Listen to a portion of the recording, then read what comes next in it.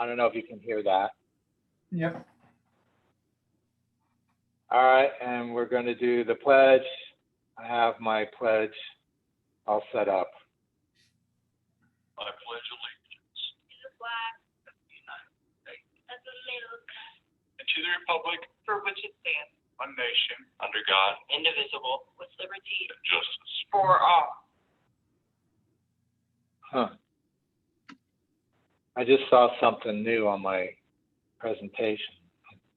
Okay, and Burke's going to take the place of Padre Almaden. Grant us wisdom and strength, O God, to live up to our ideals. May our dealings with each other and all people be according to the test to truth, fairness to all concerned, the building of goodwill and friendship, and be beneficial to all concerned. By our fellowship, strengthen our lives to be guided by the four-way test. Amen. Amen. Okay, I did have somebody coming in. Oh, it's our guest speaker. There we go. Jerry, I think I meet you by mistake.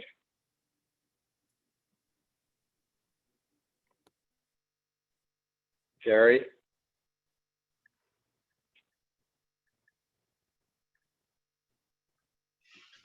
I might have done something to Jerry. All of a sudden I was clicking something.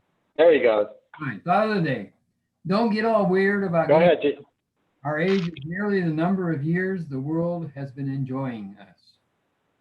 That's sweet. Yes. Okay. I'm a little rusty today.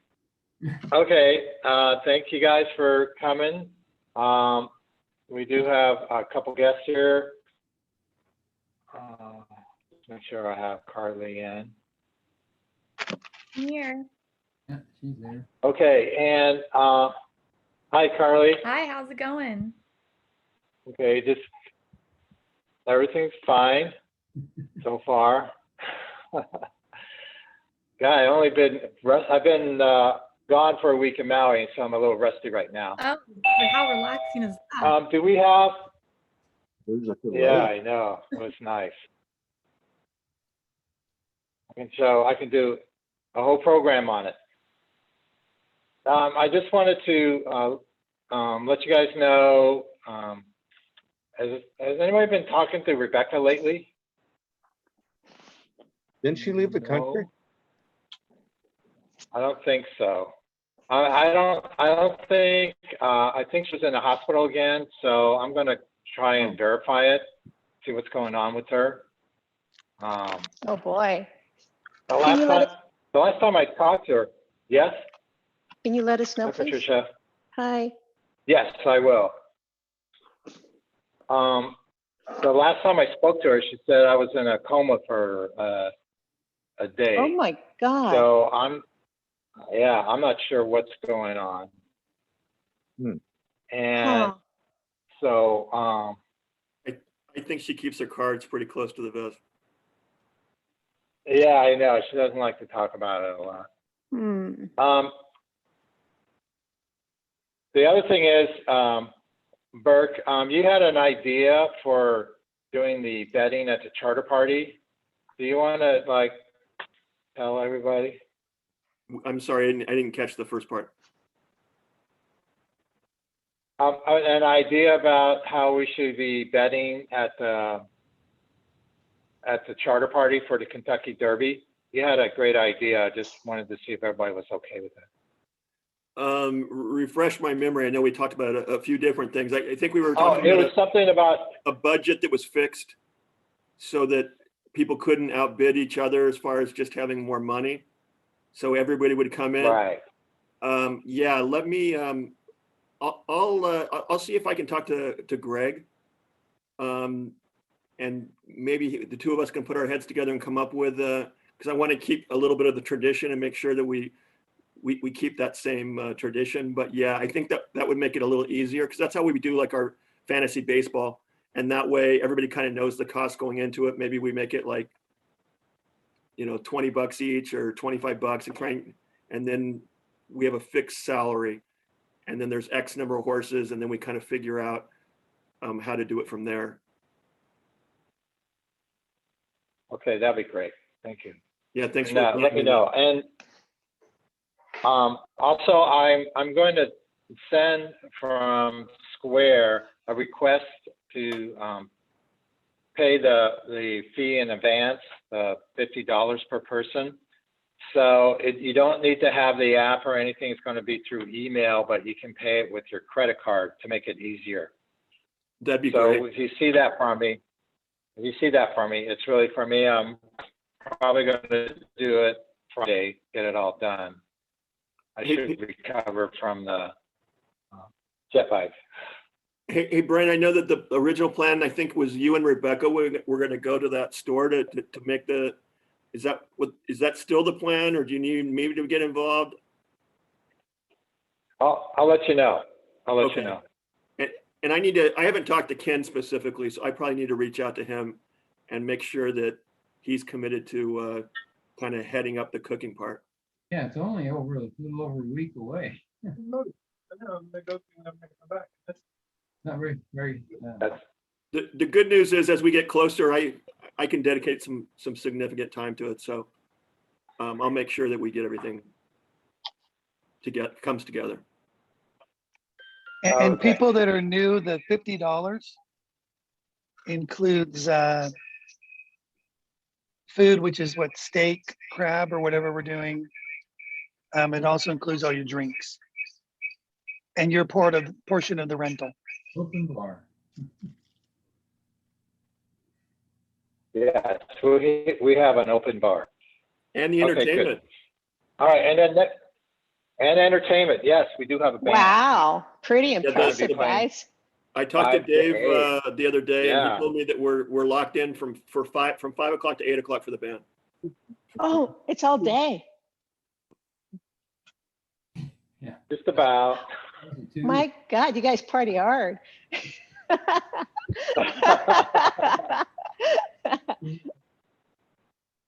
I think it's because we haven't done a party in a long time. That's why. No, it sounds great. God, I'm crossing my fingers to go. Okay. Is there dancing? Is there great. dancing? And yes. I Oh. suspect as with an open bar, there will be dancing. Or some moving around, right? Yeah, some movement. Oh, how fun. Yeah, Terry will be dancing. All right, I have one dance partner. Maybe. I'll get a drink or two in you first, and then we'll try. Sounds good to me. My son's going to be over, so I'm going to try to sneak away. But I will pay the $50. I think it's a good cause. Okay, great. Thank you, Patricia. Also, next week there isn't a meeting, so we call that dark because we're doing the charter party on Saturday.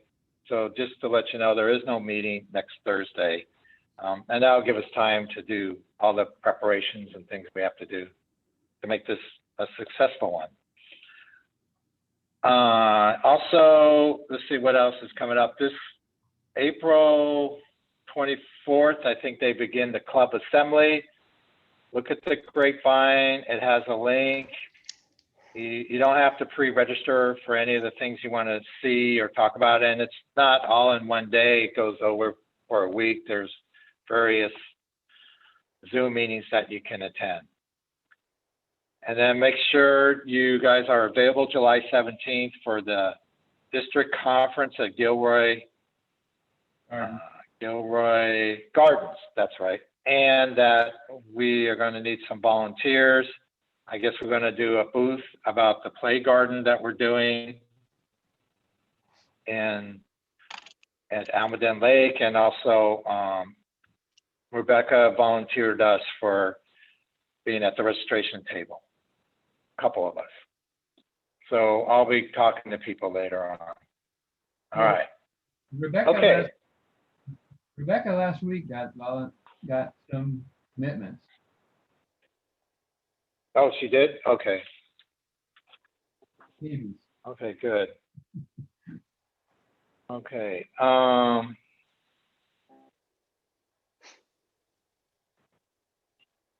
Okay. I'm sorry. Yeah, it's a district assembly, not a club assembly. Okay. Thank you, Greg, for correcting me. My pleasure. You could use the chat. It's a lot easier. Okay. If there isn't any more announcements, I would like to begin our program. Our speaker today, and maybe you can fill in more on your bio if you don't mind, Carly, is Carly Brooks. She's a political affairs ambassador for the Borgen Project. Carly is currently finishing up her final semester at San Diego State University as a political science major and a social work minor. And she's going to talk to us about the Borgen Project that she's been working on. Yeah. Carly, and also Carly, you can share the screen if you like. Perfect. I do have a presentation for you guys today. Thank you so much for having me here. I really appreciate it. Thank you, Brian, for continuing to follow up with me. So yes, like you said, I'm a political affairs ambassador and intern with the Borgen Project. So a little bit about me. I was born and raised in San Jose. I went to Gunderson High School, grew up playing Almaden softball. So that is why I reached out to you all. I'm graduating in May with a BA in political science, minor in social work, and a public law certificate. Throughout my past 4 years at SDSU, I've held leadership positions in my sorority Delta Gamma, Sister, and Rho Lambda, which is an honor society. I have plans to live in San Diego next year and will hopefully be studying for the LSAT and working in policy, nonprofit, and social justice. And I'm extremely passionate about advocating for humanitarian issues and the well-being of others. So my job as an intern, I work remotely. Our headquarters are in Tacoma, Washington. And with COVID, it's convenient that I can be online the entire time. I work 12 hours a week for a 12-week internship. I started in the beginning of February, and I lead political and public outreach in California and in my district. So some of the work I've done is met with congressional leaders and staffers, attended community events like I am here today, fundraise, mobilize friends and families to urge their leaders to support poverty reduction legislation, and write letters to leaders, organizations, groups, and news outlets.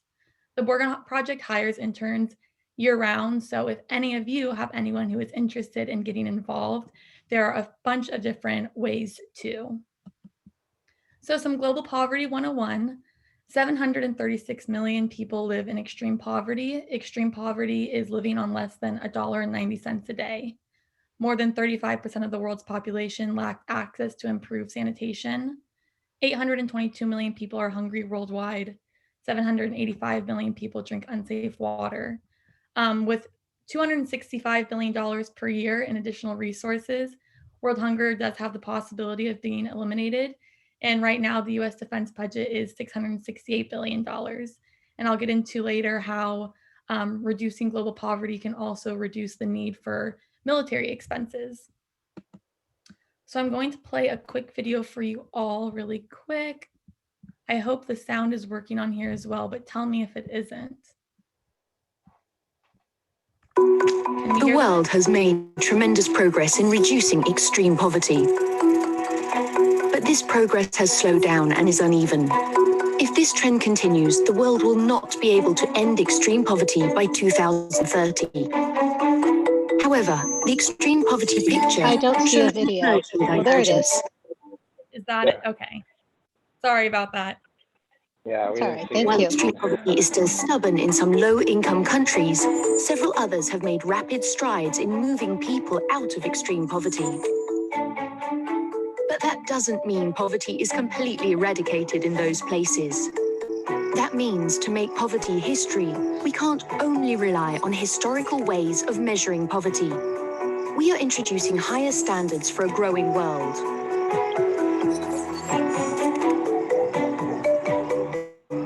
Also, as countries grow, their outlooks of what constitutes basic needs vary. While in one country, you may need just clothing and food to find work, in another, you may need a cell phone, a car, and access to internet, in addition to food and clothing. In introducing a societal poverty line that combines extreme poverty, which is fixed, and a relative dimension of well-being that differs from country to country. But poverty isn't all about money. To get a full picture, we need to understand that deprivation comes in many forms and use a new multidimensional measure that not only considers income, but also education, electricity, water, and sanitation. Finally, to expand our understanding of poverty, we need to go inside the household to learn how resources are shared. Globally, 104 women live in poor households for every 100 men.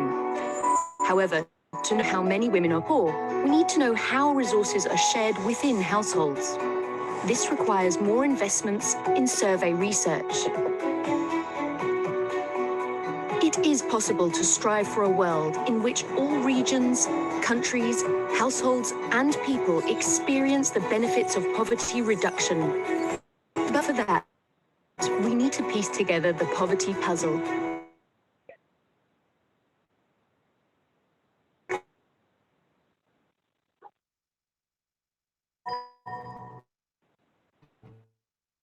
So their background about poverty, I'm gonna do back to the presentation.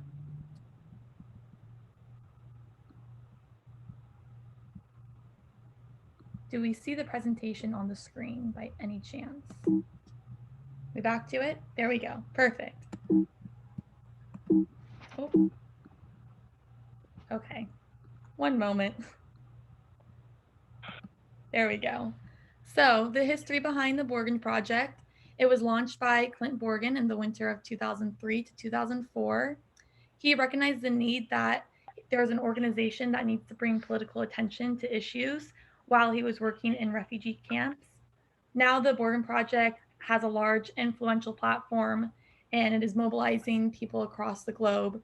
Currently, there's 1,952 cities with Borgen Project volunteers, and we have met with over 80% of the United States Senate. So what the Borgen Project does is we fight to end extreme global poverty. Our mission statement, I'm so sorry. Here we go. Our mission statement is the Borgen Project believes that leaders of the most powerful nation on earth should be doing more to address global poverty. This is an innovative national campaign that is working to make global poverty a focus of US foreign policy. So this is how we do it, is at the political level. While nonprofits have a lot of work that they are doing, we do need to reach our leaders and congressional leaders and use legislation to make things actually happen. Operation consists of meeting with US leaders, mobilizing people across the globe, teaching basic advocacy skills and educating citizens, and building awareness through a strong online presence. Some current legislation that we are working with right now is the Girls Lead Act to prioritize foreign assistance to take a step in increasing women's participation in leadership and civic life. The COVID-19 Relief Bill, which is an initiative to globally distribute vaccinations and create a plan with the excess of vaccinations that the United States will end up having.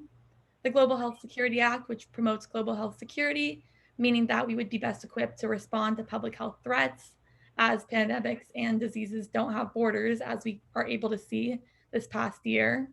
And protecting the funding of the international affairs budget, which accounts for less than 1% of the federal budget, but it would bring stability to fragile nations, deal with environmental issues, implement agricultural programs to prevent hunger, and promote American national security efforts. So when looking at the benefits that the United States will have in reducing global poverty, we find that it will be a big return investment on the United States, as it will actually end up producing more jobs. All but 5% of the world's consumers live outside the United States. And when they're spending more money and they have more money to spend, we are able to receive a benefit from that. So reducing global poverty is in our nation's best interest, and a sustained collaboration between the private sector and government is needed in this regard. So it's not just looked at as giving aid, but boosting the United States economy as well. When looking at global poverty and national security, we find that the US military wants global poverty addressed. The world's most dangerous countries are also among the world's poorest, and poverty, weak institutions, corruption can make weak states vulnerable to terrorist networks and drug cartels within their borders. Ending poverty doesn't mean there won't be terrorism, but with stronger relationships that are built, corruption can be avoided and nations have stronger relationships among each other.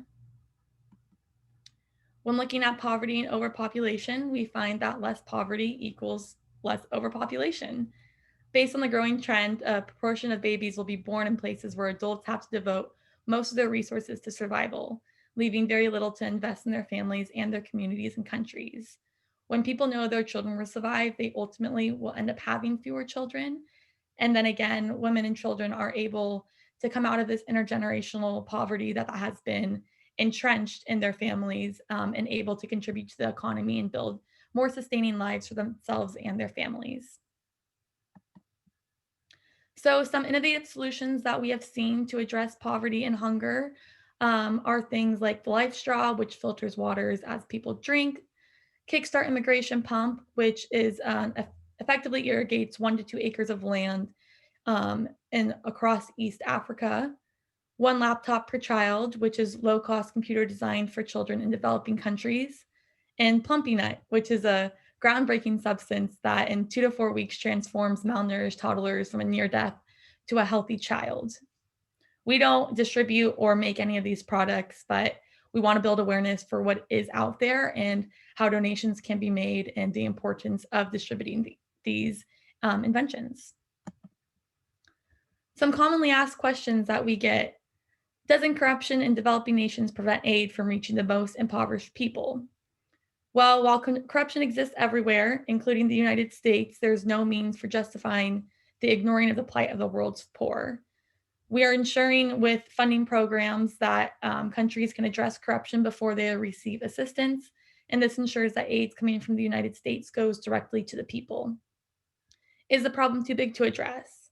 No. While it is a very large issue, the UN actually completed its Millennium Development Goals in 2015, which sought to cut global poverty in half. This was achieved, and now we are targeting ending zero world hunger by 2030. But with the effects of the pandemic, we have seen this to be put on the back burner, and hopefully we'll be able to pull ourselves out of this if we can distribute more money, the $264 billion per year, that would help pull everyone out of global poverty. Why should the United States address poverty abroad when we have it here? These are not competing interests. While United States poverty is important, we do have budgets that go to foreign aid. And our foreign policy should be focused on international poverty because it's in our strategic interest, for the same reasons that our domestic policy should be focusing on poverty here at home. And why do CEOs and the business community want the US to end global poverty? Well, as people transition from barely surviving into being consumers of goods and products, US companies gain new populations which they can market their products. Many corporations have already benefited substantially from poverty reduction that has occurred in India, China, and other parts of the world. So we have been able to help pass some legislation in the last 2019 to 2020 116th Congress cycle: the Malala Yousafzai Scholarship Act, the Global Fragility Act, and the End Neglected Tropical Diseases Act. And in 2018, the Borgen Project met with 84% of US Senate Appropriations Committee members, 86% of US Senate Foreign Relations Committee members, 94% of US House Foreign Affairs Committee members, and 84% of US House Appropriations Committee members. So this is how you can help. You can contact your congressional leaders through emails, phone calls, and letters.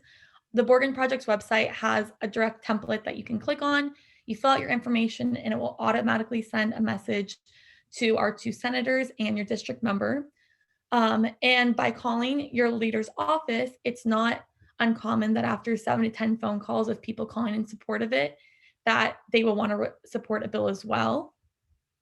Join me in talking and raising awareness about this issue with family and friends.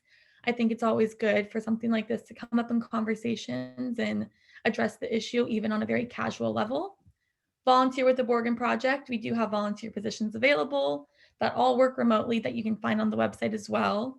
And donate to the Borgen Project. Donations go to public awareness campaigns that teach individuals to take actions and effectively amplify the voices of the world's poor. And on average, every $1 donated to the Borgen Project helps build support for key poverty reduction bills that benefit 92 lives. My personal fundraising goal is $500. So thank you so much for having me. I went through that fairly quickly. I do talk fast, a little bit nervous, but I appreciate you guys sitting through and listening. And if you have any questions, please let me know. Okay. So if you do have a question, you need to unmute yourself. My question is, do you ever work jointly with other organizations like the Rotary Foundation or Gates or some of the people that we work with? So Do the you do only that? only in regards to working with other organizations like that is coming and doing community events. It is part of one of our tasks to reach out to Rotary clubs because we do know that you all have this humanitarian interest. But we haven't done, or I personally haven't done anything during my span of the internship where I have been working with a club directly. Okay. So when you say work with the club directly, what do you mean? Like doing this, or did you do a project together? I haven't done any projects. I've only come to community events and sat in on meetings. Okay.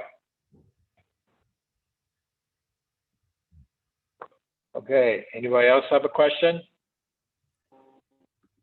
Brian, I can also send you this presentation too, if you did want to share it to the rest of the members to look over. It has some links on there as well. And we have the website? Yeah, that would be great. That'd be great. Perfect. Yeah, we can put it on our website. No, I mean, do we have? So I'm sorry, I can't hear you, Jared. Do we have her website? The Borgen Project's website, I can pull it up for you right now at the beginning of the slide. There's a bunch to look through on there. We have a magazine, we have different blogs, different articles that you can search through and see more extent to the efforts that we have taken.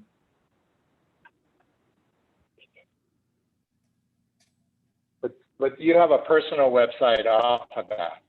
I don't have a personal website off of that. I have a LinkedIn. Oh, okay. Yeah, that's how I got a lot of your information. So did you go all 4 years at Gunderson? I did go all 4 years at Gunderson, yes. And I went to John Muir for middle school, grew up playing Almaden softball and soccer. We have a lot of family friends that live in the Almaden area. Okay, that's good. I was a political science major. Oh, were too. you? How interesting. Yeah, that's how I ended up. I have a question. Any other questions? Yes, Yeah. I missed the part about the military funding. Yeah, Can you explain that again? let's Briefly? go back to it. I had some talkers in the office with me. Can you see the slide as I'm sharing screen right now too? Okay. Yeah, so on our website as well, we talk about how it would improve national security just by building relations with other nations and helping them feel secure within their own country would have a benefit back on us and reducing the corruption and possibly terrorism because we do have these strengthened relations. The world's poorest countries are among the world's most dangerous as well. And when states are weak and vulnerable, there's more corruption and danger. Right. So possibly a slight reduction in funds to military, just a very slight reduction. Yeah, that's what, there is a connection made between the defense budget and the international relations budget as well. And by taking some of those, the military budget, and putting it to the international affairs budget, we could address poverty with that. Oh, okay. Thank you for going over that with me. Yeah, Appreciate of course. And are we? You also talked about the COVID-19. Sorry, Jerry. I mean, Brian. Go ahead, Chris. Oh, okay. What about addressing in our country, the poverty issue? It seems that's a high priority for as U.S. citizens, Right. you know, more than other countries, I think. We want to get ours under control. Yeah, definitely. So when the Borgen Project is looking at poverty, we don't see the poverty in the United States and global poverty as two competing interests. We have funding to international nations as well. So it would just be allocating more money into reducing poverty and helping assist them instead of using it for defense per se. But it Okay, would so be he's a completely separate global budgets. thing here. Yeah, okay. I got Right. it now. Okay. Thank you very much. Of course. Yeah, so I explained it at the end too. It'd be I have a, like- I was just going to say, I like the idea because a lot of times people with climate change and the reduction in food and basic necessities in different countries, people will leave their country in search of trying to provide for their family.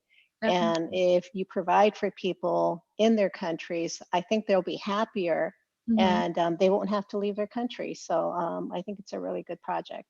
yes, yes, definitely.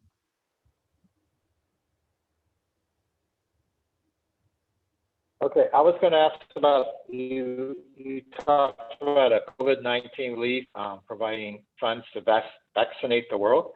Was that Yeah, part of the so- COVID-19 that passed? The COVID-19 relief bill recently passed, but there is another initiative that is going to take the excess amount of vaccinations in the United States and being able to figure out how to distribute them across borders as well. Something that we do highlight at the Borgen Project is that diseases don't have borders. And so if you can allocate healthcare to other countries and impoverished nations, then we wouldn't have diseases coming back to the United States as well. I believe it's called, where is it? The COVAX initiative. Yeah, there was news this Okay. week that said that because the U.S. and Canada and a few other countries are so rich, we bought up most of the vaccine, or Yeah. a major share of the vaccine.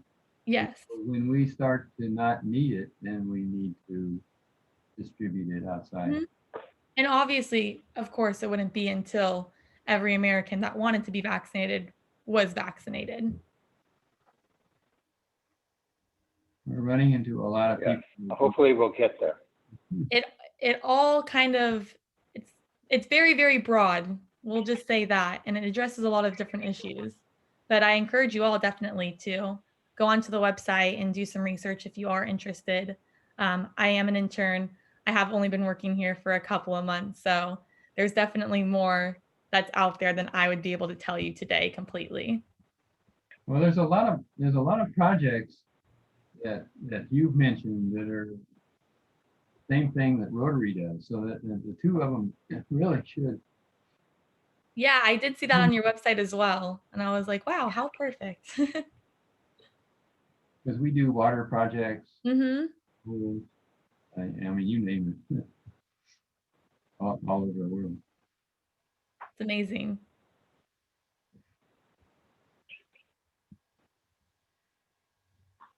Okay. Any other questions? All right. Thank you very much, Carly. Thank you for reaching out to us and speaking to us, and especially being a local person. That's great. Yeah, thank you guys all so much. I really appreciate you hanging out and listening to me talk. Thank you, Carly. Of Good job course. with the Have a great presentation. day. Well done. Thank you. Good job. Thank you. Okay. Okay.